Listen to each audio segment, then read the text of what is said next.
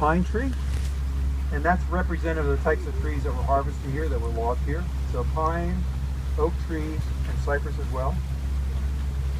Now we're coming up ahead. Some drivers, not as nice as me, would say, why don't you stand up, turn around, and introduce yourself to the person behind you?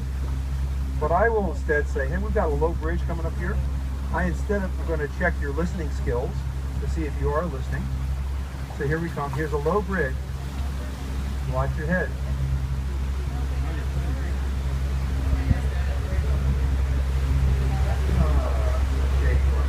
You can see by the watermark there that when the water really rises, you really have to crouch down quite a bit.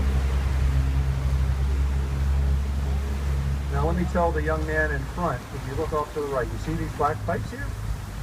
And up the top there, you see the moss hanging over that pipe? That's where a mother duck had her baby ducklings, right there. So she hatched them and they jumped in and they started to learn how to swim. And for a while they were actually swimming over the beach with the kids.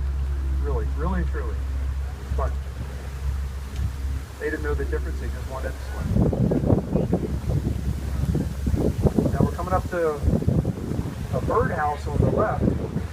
Look up there at that birdhouse up in the tree, the yellow birdhouse with the ladder. See the birdhouse? What do you think about that story? You think there's birds up there? Yeah. Actually, there's a camera up there.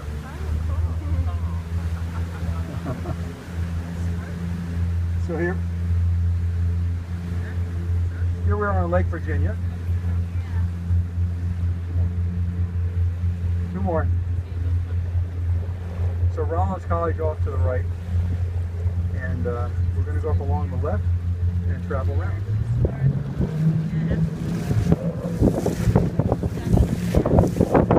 This is part of the air conditioning. This is the air conditioning part of the drive.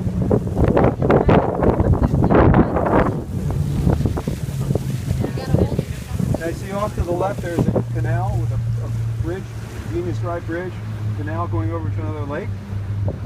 We're not going to go through there today, but that's Lake Mizell. David Mizell, his wife and 10 kids came down from Virginia. That's why this is called Lake Virginia.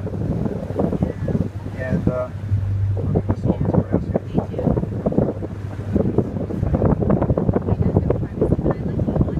So they used to call this Lakeview before it became Winter Park.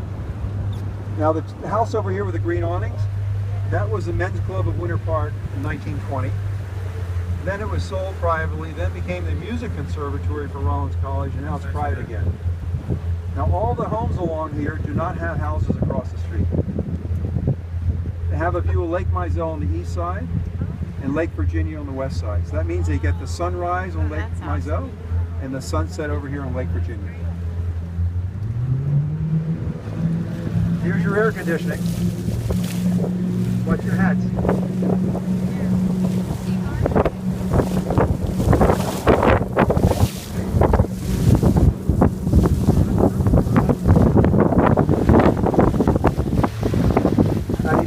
Over here on the left side, I had some Canadians on a boat and I said, what is that? And they said, all in unison, they said, that's a Canada goose. And I said, you're partially right. It's a plastic Canada goose. What they do is they, all the houses on the water, you hear the peacock? Where's the peacock? Do you see it? Anyway, they use those plastic geese to hold up the irrigation pipes so they can irrigate the lawns with water. Now the last house up on the right, on the left rather, this is a Spanish style house. It's called Windsong because the original owner, Mr. Morse Museum of Art, the largest collection of Tiffany stained glass in the world, he bought this property, 150 acres at the time, maybe more.